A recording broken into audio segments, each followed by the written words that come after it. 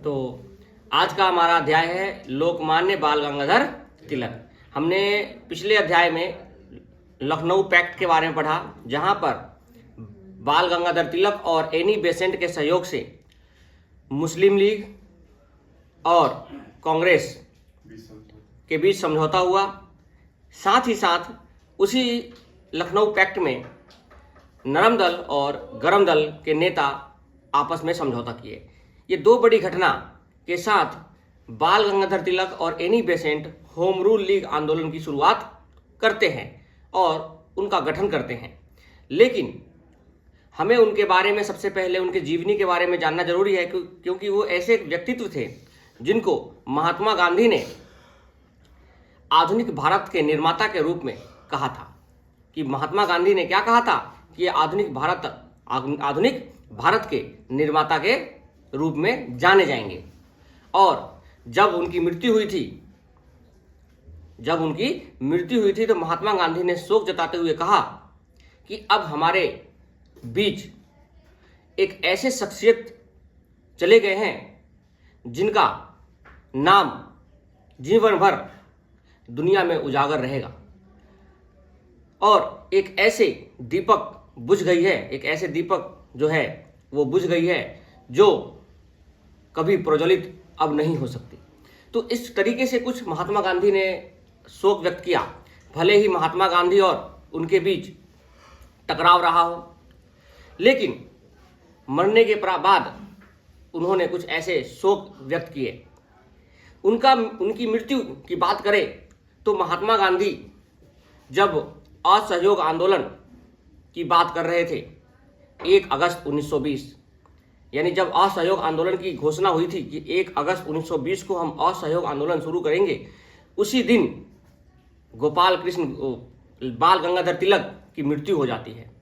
किसकी मृत्यु हो जाती है? बाल गंगाधर तिलक की मृत्यु हो जाती है। लेकिन असहयोग आंदोलन जो है वो रुका नहीं, क्योंकि वो कह गए थे कि असहयोग आंदोलन किसी भी हालत में या कैसी भी परिस्थितियों में रुकना नहीं चाहिए। तो जिस दिन असहयोग आंदोलन की शुरुआत होने वाली थी, उसी दिन एक ऐसे शख्सियत की मृत्यु हो जाती है जो पूरे भारत के निर्माता के रूप में जाने जाते हैं। तो लोकमान्य बाल गंगाधर तिलक की अगर जीवनी की बात करें तो उनका जीवन की शुरुआत होता है महाराष्ट्र से, रत्नागिरी। तो उनका जन्म की अगर हम बात करें तो उनका जन्म हुआ था 23 अप्रैल 1856। 23 अप्रैल नहीं, 23 जुलाई। 23 अप्रैल अलग डेट है। 23 जुलाई 1856 को उनका जन्म हुआ महाराष्ट्र के रत्नागिरी में। महाराष्ट्र के रत्नागिरी जगह पर उनका जन्म होता है 23 जुलाई 1856 को। और अपने पढ़ाई के लिए उन्होंने आगे की ओर अग्रसर किए और 1880 तक उन्होंने LLB की पढ़ाई खत्म कर ली। 1880 तक उन्होंने अपनी पढ़ाई खत्म कर ली और अपने सामाजिक जीवन की स्टार्टिंग करते हैं। अपने सामाजिक जीवन, देखो, एक होता है राजनीतिक जीवन, एक होता है सामाजिक जीवन। कि जब समाज के लिए जीना शुरू करते हैं तो सामाजिक जीवन, जब राजनीति में आ जाते हैं तो राजनीतिक जीवन। तो कांग्रेस में जुड़ने से बाद वो राजनीतिक हो गए थे, उससे पहले क्या थे? सामाजिक थे। तो उन्होंने सामाजिक जीवन की शुरुआत 1880 में करते हैं। यानी 1880 में उन्होंने एक स्कूल ओपन किया, न्यू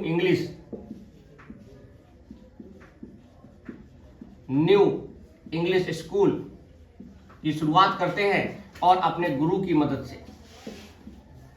गुरु थे उनके कृष्ण चापरेलकर।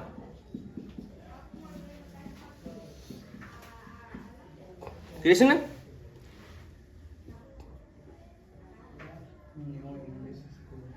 कहीं कहीं ऐसा भी लिखा जाता है चिपनू क्लेर, कहीं कहीं का होता है कृष्ण चापेलकर और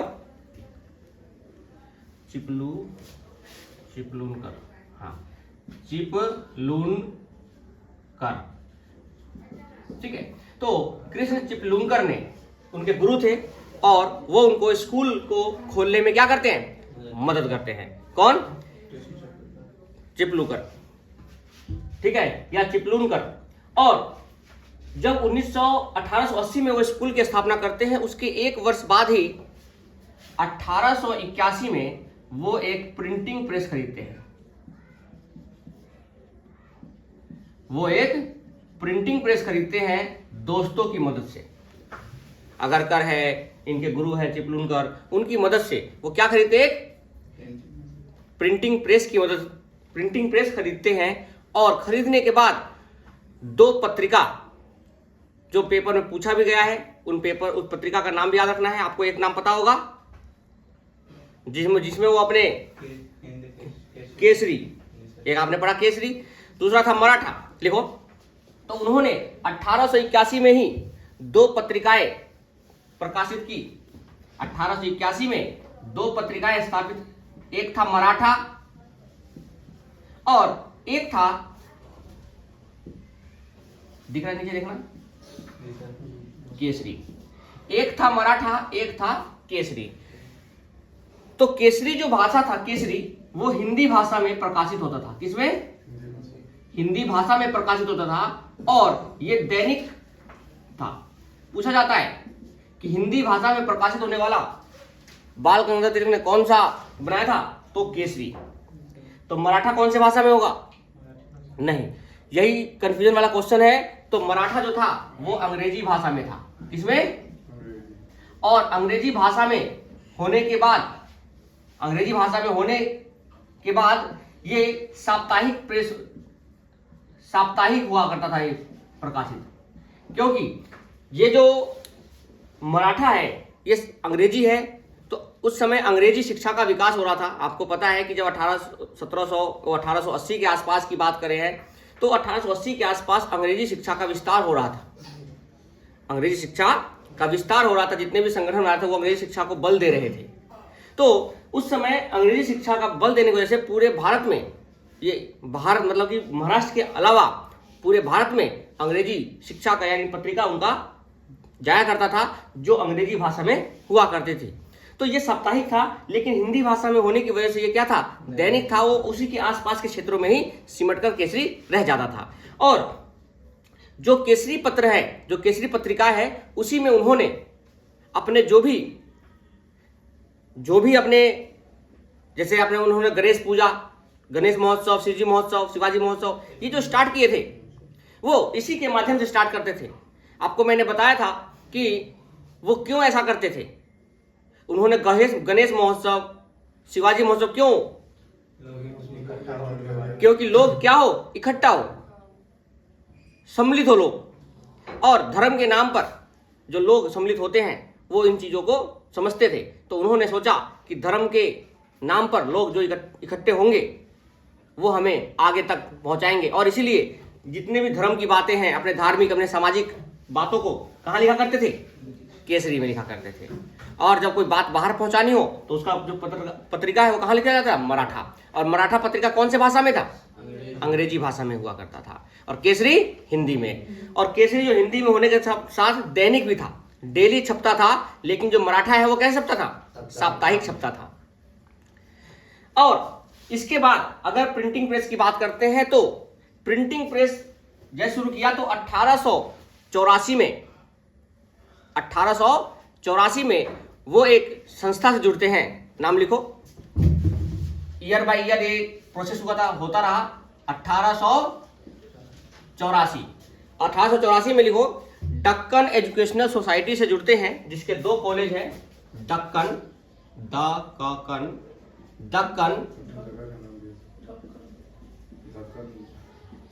का पठान सुने हो ना, एजुकेशनल सोसाइटी।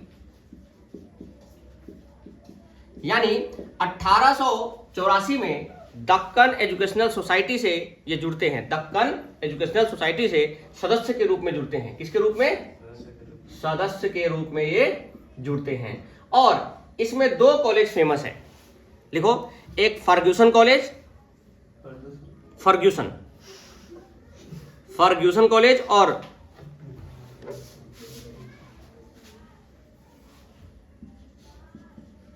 Fergusson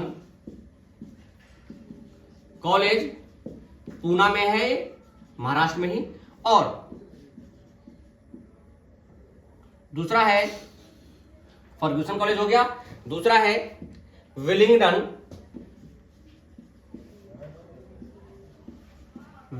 college. दूसरा क्या है? Willingdon college. तो ये बना 1885 में और ये बना 1885 में। यानी दक्कन एजुकेशन सोसाइटी जो बना वो कब हुआ? दक्कन एजुकेशन सोसाइटी कब बना? 84। और Fergusson college 1885। Fergusson college Poona में है, इसका जिक्र करेंगे अभी आगे चलकर। तो इसका पूना में है, इसके क्या कारण है?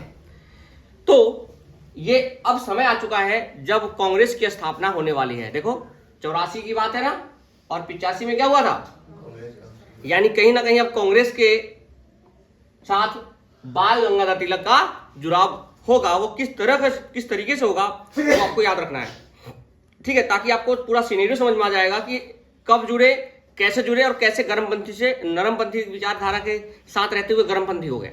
ओके, तो यहां से जब वो जुड़ते हैं तो उसी कॉलेज में, फर्ग्यूसन कॉलेज में ही गोपाल कृष्ण गोखले, कौन? गोपाल कृष्ण गोखले अध्यापक के रूप में, शिक्षक के रूप में सम्मिलित होते हैं। किसमें? फर्ग्यूसन कॉलेज में। और इनकी मुलाकात गोपाल कृष्ण गोखले से कब होती है?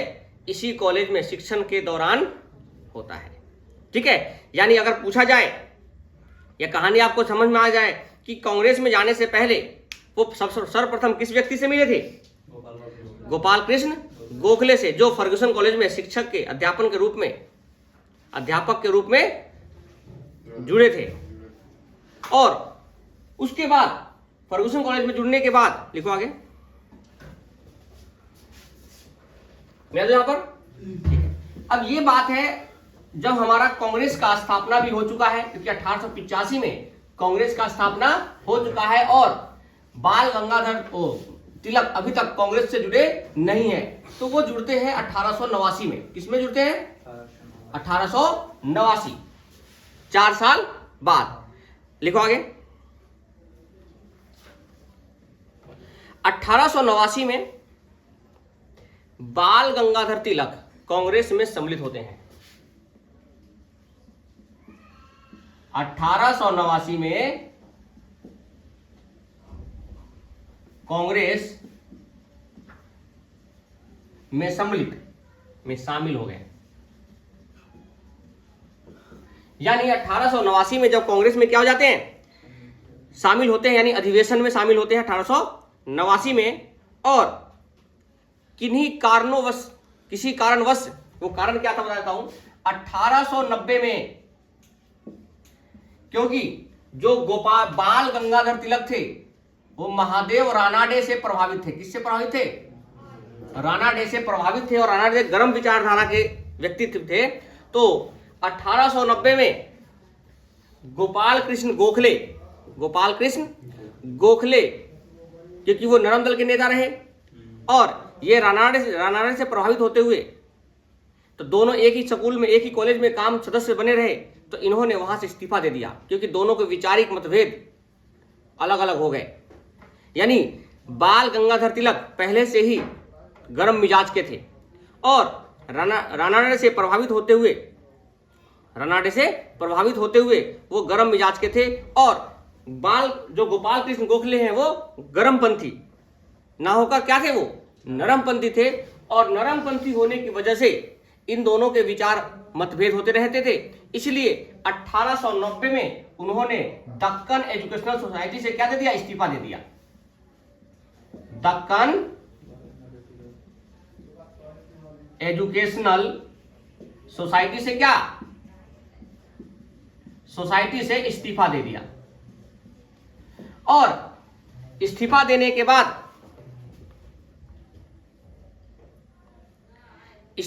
के बाद वो आपको पता है कि पहले से ही वो सामाजिक कार्य में जुड़े रहते थे।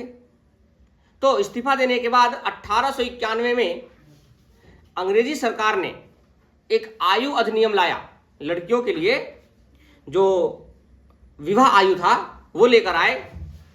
1891 में लड़कियों के लिए एक विवाह आयु लेकर आए। वो विवाह आयु था 10 वर्ष से कितना, 12 वर्ष, यानी 10 वर्ष से कितना हो गया, 12 वर्ष। तो इसका विरोध किया बाल गंगाधर तिलक ने। क्या किया इसका, तिलक जी ने इसका विरोध किया।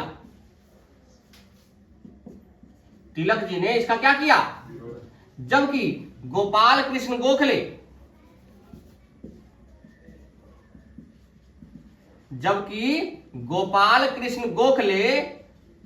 जो थे इनका सपोर्ट कर रहे थे, यानी सहमति थे, साथ में थे, सहमत थे। क्या थे ये, सहमत थे।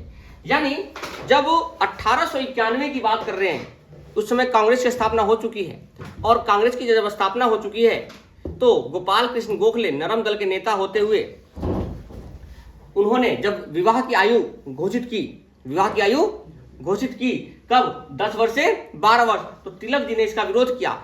विरोध आयु को लेकर नहीं था, विरोध जो था वो आयु को लेकर नहीं था। वो जो विरोध था कि अंग्रेजी सरकार को भारतीय धर्म में हस्तक्षेप करने का कोई हक नहीं है, कोई अधिकार नहीं है। यानी भारतीय धर्म में अंग्रेजों को हस्तक्षेप करने का कोई अधिकार नहीं है। भारतीय समाज के लिए, धर्म के लिए हस्तक्षेप करने की कोई जरूरत नहीं है, इसीलिए उन्होंने इसका विरोध किया था।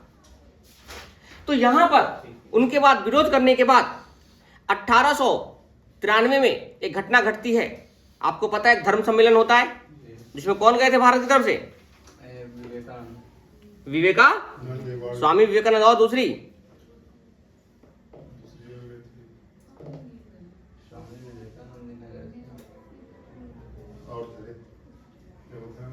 कौन था, एक और उनको तो राजा बिठाया था स्वामी विवेकानंद को, नहीं, एनी बेसेंट ही तो गई थी वहां पे जब उनको मुलाकात हुई थी। ठीक है, अब ध्यान दो, यही बाल गंगाधर तिलक है ना। चलो, तो 1893 में एक घटना घटी थी, तो धर्म सम्मेलन अलग हो गया, लेकिन 1893 में ध्यान दो, 2 महोत्सव का शुरुआत करते हैं वो, गणेश महोत्सव और शिवाजी महोत्सव।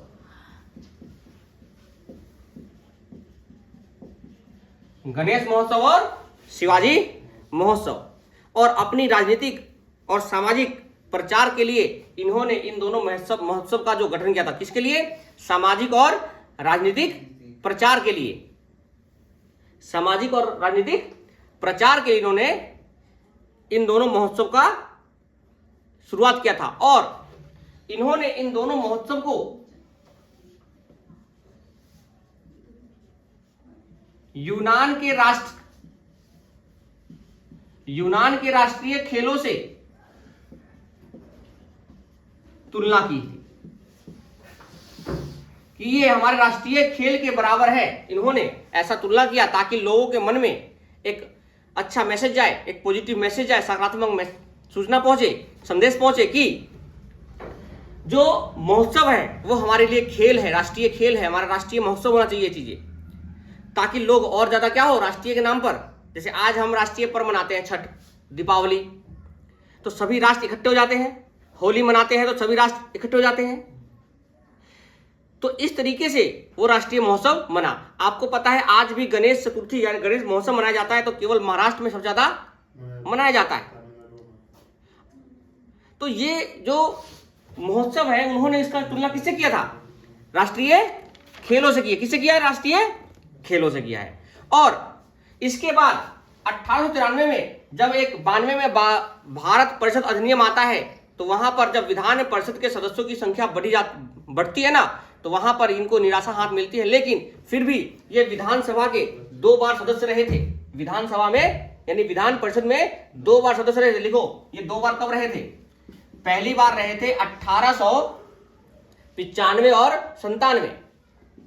1895 में और 1897 में ये विधान परिषद के सदस्य रहे।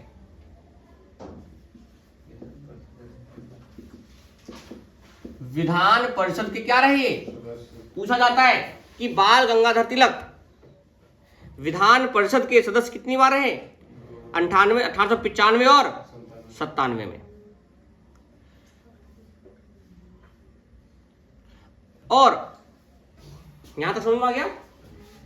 1893 में देखो 81 में उन्होंने 1880 में उन्होंने एक स्कूल की स्थापना की। 81 में प्रिंटिंग प्रेस लिया। मराठा और केसरी उन्होंने पत्रिकाएं निकाली और पत्रिकाएं निकालने के बाद 1884 में वो दक्कन एजुकेशनल सोसाइटी से जुड़ते हैं, जहां पर 1885 में मतलब मिलते हैं वो किससे? गोपाल कृष्ण गोखले से। और 1889 के कांग्रेस अधिवेशन में वो सम्मिलित होते हैं गोपाल कृष्ण गोखले के साथ। लेकिन 1890 में वैचारिक मतभेद होने के कारण तिलक जी वहां से क्या दे देते हैं? इस्तीफा देते हैं। कहां से? दक्कन एजुकेशनल सोसाइटी से वो इस्तीफा दे देते हैं। और उसके बाद 92 में जब अधिनियम पारित होता है तो वो विरोध करते हैं उसका।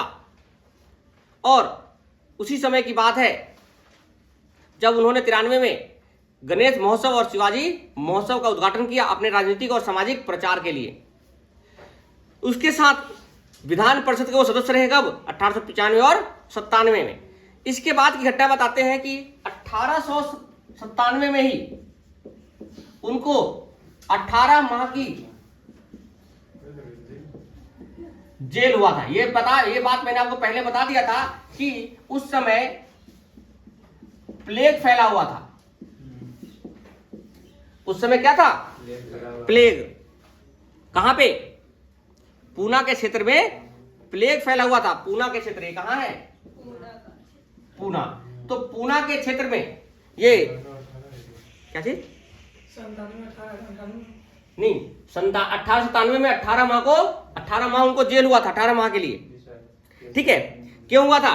क्योंकि जब प्लेग फैला था तो जो अधिकारी थे जब जांच के लिए गए थे वहां पे तो उन्होंने महिलाओं के साथ अभद्र व्यवहार किया था। महिलाओं के साथ क्या किया था? अभद्र व्यवहार किया था। और अभद्र व्यवहार करने के बाद उन्होंने अपने पत्रिका केसरी में इसका विरोध किया। तो चापेकर बंधु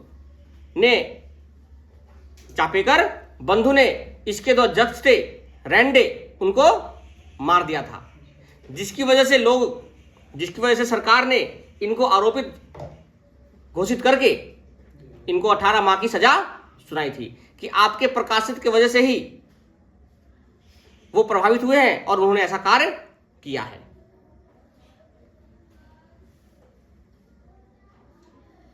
ठीक है, तो इन्होंने अध्यक्ष को मारे थे। ये बात हमने पहले पढ़ लिया है। हमने ये बात जब नरम दल और गरम दल की बात तुलना कर रहे थे तो हमने वहां गरम दल की तुलना में ये चीजें बता चुका हूं कि उनको 18 माह का जेल भी हुआ था और पूना में प्लेग के कारण हुआ था। और वहां पे उन्होंने अध्यक्ष को मार दिया था रेंडे। चापेकर बंधुओं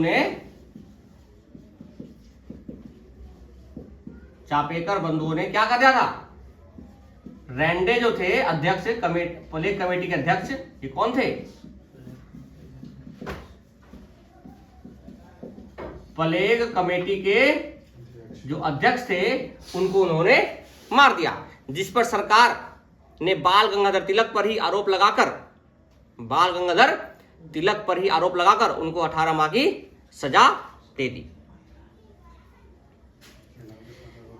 इसके बाद ये 1905 में जब बंगभंग मतलब क्या? बंगाल विभाजन हुआ तो इसके उन्होंने उस आंदोलन में भाग लिया। बंगभंग आंदोलन में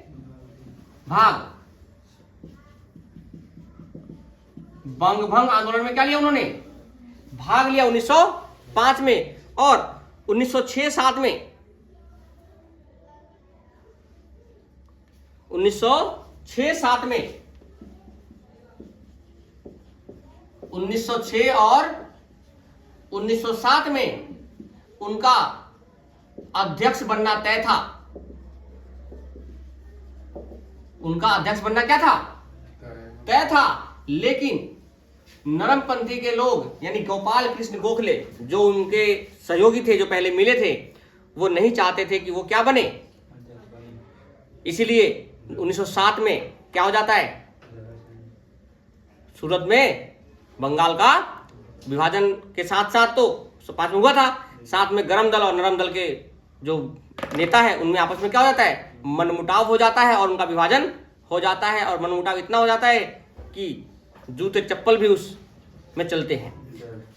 ओके, तो ये बताना है आप सभी को कि कौन सा जगह है जहां पे 1907 का अधिवेशन होने वाला था और उस अधिवेशन को फिर सूरत में शिफ्ट कर दिया गया था।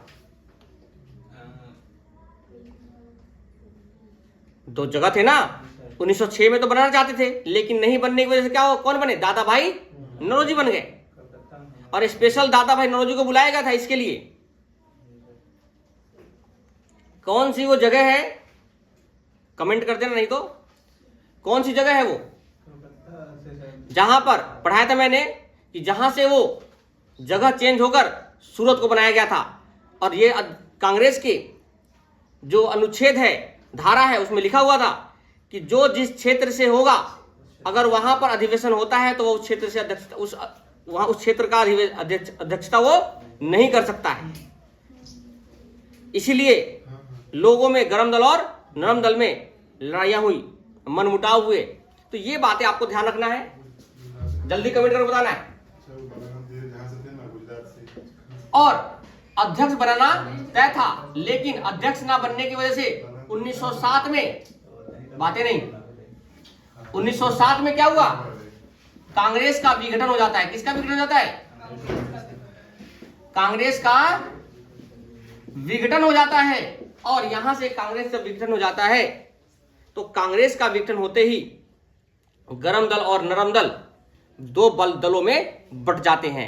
लेकिन अंग्रेज नरम दल का साथ देते हैं और गरम दल के लोगों को जेल में डालना शुरू करते हैं। मैंने आपको बताया कि लाला लाजपत राय को भी जेल में डाल दिया, अरविंद घोष को भी जेल में डाल दिए थे, बाल गंगाधर तिलक को भी जेल में डाला गया। और बाल गंगाधर तिलक को 6 वर्ष के लिए कारावास हुआ और उनको कहां भेज दिया गया? मांडले जेल। कहां भेज दिया गया? मांडले जेल। कहां है मांडले जेल? वर्मा में, म्यांमार।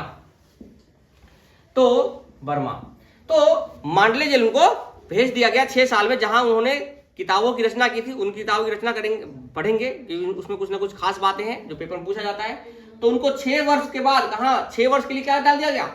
जेल में। यानी 1908 में उनको जब डाला तो वापस कब निकल के आए? 1914 में निकल कर आए। और जब आते ही उन्होंने देखा कि जिस स्तर पर मैं भारत को छोड़कर गया था, जिस स्थिति में मैं भारत को छोड़कर गया था, अब वो स्थिति नहीं है। अब वो स्थिति नहीं है। इसलिए उनका मन बदलता है और वो नरम दल के साथ मिलकर काम करना चाहते थे। क्यों? मैंने कल बताया पिछले अध्याय में क्या कि लाला लाजपत राय अमेरिका चले गए, अरविंद घोष ने संन्यास ले लिया, विपिन चंद्र पाल है वो भी उन्होंने भी संन्यास ले लिया। यानी जो गर्मपंथी लोग के जो विचारधारा के लोग थे उन्होंने कहीं ना कहीं अपनी चीजों से मुंह मोड़ लिया और अकेले बच गए बाल गंगाधर तिलक, जो उस समय सबसे ज्यादा प्रचलित नेता थे। और जब वो अकेले पड़ गए तो उन्होंने सोचा कि अब क्यों ना नरम दल के साथ मिलकर काम करना चाहिए। इसलिए वो एनी बेसेंट का सहारा लेती हैं और दोनों नरम दल और गरम दल पूना पैक्ट में इकट्ठे होते हैं। तो जब वो बाहर निकल के आए तो उन्होंने यही सोचा कि जिस स्थिति में भारत को मैं छोड़कर गया था वो स्थिति है ही नहीं, क्योंकि आंदोलन बंद हो चुके थे। जो बंगाल विभाजन है वो रद्द हो ही चुका था। लेकिन जो स्थिति पहले छोड़ के गए थे वो स्थिति अब नहीं रही। तो उन्होंने ये चीजें सोचा और 28 अप्रैल और 28 अप्रैल 1916 को वो होम रूल लीग की स्थापना करते हैं। 28 अप्रैल 1916 को वो होम रूल लीग की स्थापना करते हैं। भारत में 2 होम रूल लीग की स्थापना हुई थी। एक हुई थी पुणे में, महाराष्ट्र में, किसके द्वारा? बाल गंगाधर तिलक द्वारा। और दूसरा हुआ था मद्रास में, किसके द्वारा? एनी बेसेंट के द्वारा। अब सवाल यह पूछा जाता है, सबसे पहले स्थापना किसकी हुई? बाल गंगाधर तिलक ने। लेकिन सबसे पहले विचार किसके मन में आया? देखो, विचार और स्थापना अलग होता है। सबसे पहले स्थापना, तो स्थापना किया किसने? तिलक जी ने। स्थापना किसने किया सबसे पहले? लेकिन विचार किसके मन में आया था? Annie Besant. याद रखना, क्योंकि एनी बेसेंट एक आयरिश महिला थी और वहां पर यह आंदोलन पहले ही चल रहा था। तो उनके एक सहयोगी ने, सहपाठी ने बताया था कि यह आंदोलन आपको भारत में भी शुरू करना चाहिए। इसलिए उनके मन में सबसे पहले विचार आया था, किसके मन में? एनी बेसेंट के मन में यह विचार आया था। लेकिन स्थापना किसने किया था? बाल गंगाधर तिलक ने। यह सवाल भी इंपॉर्टेंट है आपके एग्जाम के पॉइंट ऑफ व्यू से, तो ये बातें ध्यान रखना। अब हम बात करते हैं कि इन्होंने कौन कौन सी पुस्तकें लिखी और उन पुस्तकों में क्या क्या चीजें हैं वो देख लेते हैं एक बार मेरा दोस्तों। तो सबसे पहले विचार किसके मन में आया? Annie Besant. और स्थापना किसने किया? किसने? तिलक जी ने। अगला लिखो उनकी किताब, पहला गीता रहस्य। गीता रहस्य उनकी पहली किताब है, पुस्तक गीता रहस्य। यह महाभारत का मराठी अनुवाद है। किसका? इन्होंने उसका अनुवाद किया था मराठी में। और मांडले जेल में पूछा जाता है,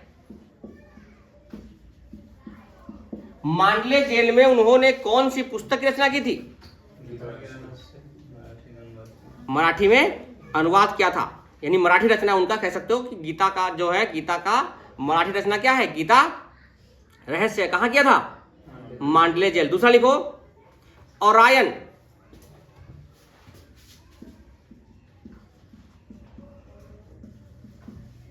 ओरायन, और उन्होंने उससे वेदों की आयु निकाली थी। ज्योतिष विद्या के दौर उस पर ज्ञान की वजह से उन्होंने वेदों की आयु निकाली। और वेदों की आयु जो था वो 4500 वर्ष बताया कि वेदों की आयु कितनी है? 4500 वर्ष है वेद की आयु। तो उन्होंने अब ज्योतिष के हिसाब से वो निकाला कि वेदों की आयु कितनी है? 4500 वर्ष है। और तीसरा लिखो Arctic home of the Vedas.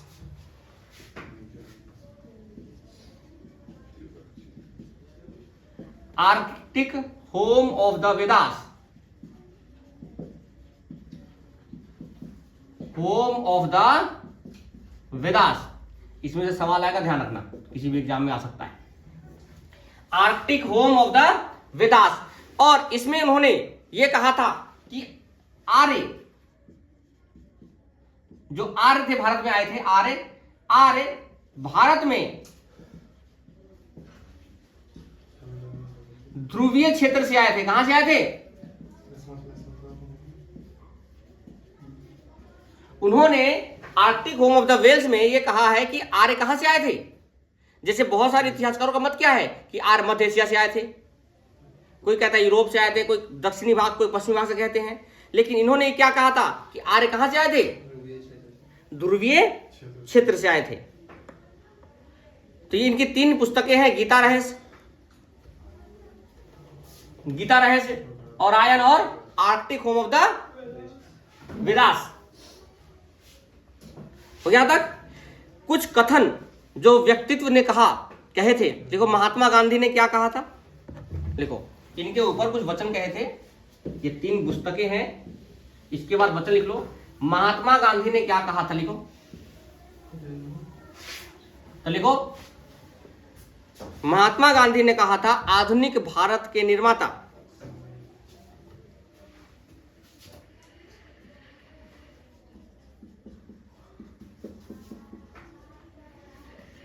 Mahatma Gandhi ने क्या कहा था?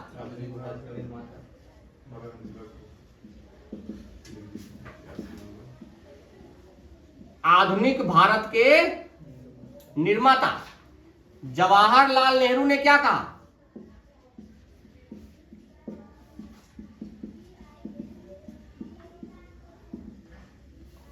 जवाहरलाल नेहरू जी ने कहा भारतीय क्रांति के अग्रदूत, भारतीय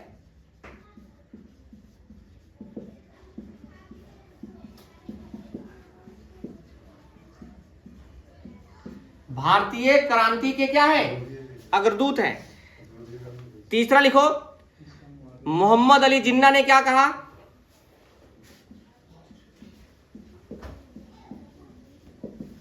मोहम्मद अली जिन्ना ने कहा चतुर एवं व्यवहारिक राजनेता। कैसे नेता थे वो? चतुर और राजनीतिक राजनेता, या राजनीतिक कह सकते हो आप।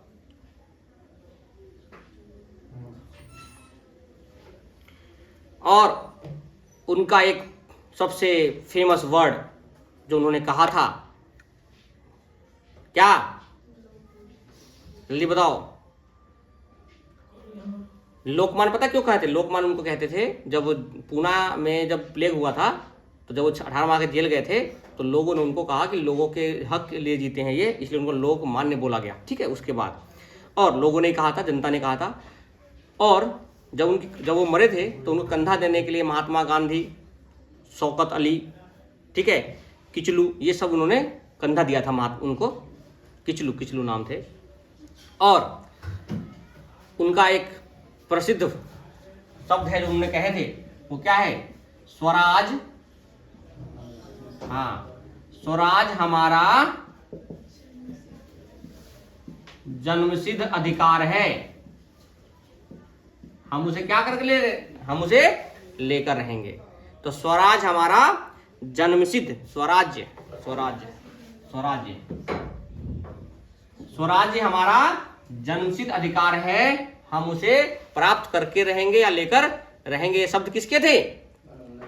बाल गंगाधर तिलक। और उनकी मृत्यु कब होती है? जिस दिन असहयोग आंदोलन की, पूछा सकता है खुशनुमा के कि ऐसे व्यक्तित्व का नाम बताइए जिनकी मृत्यु असहयोग आंदोलन के घोषणा के दिन हुआ था। तो बाल गंगाधर तिलक। तो बाल गंगाधर तिलक की जो मृत्यु है वो कब हुई? कब हुआ था? 1 अगस्त 1920। तो इनकी मृत्यु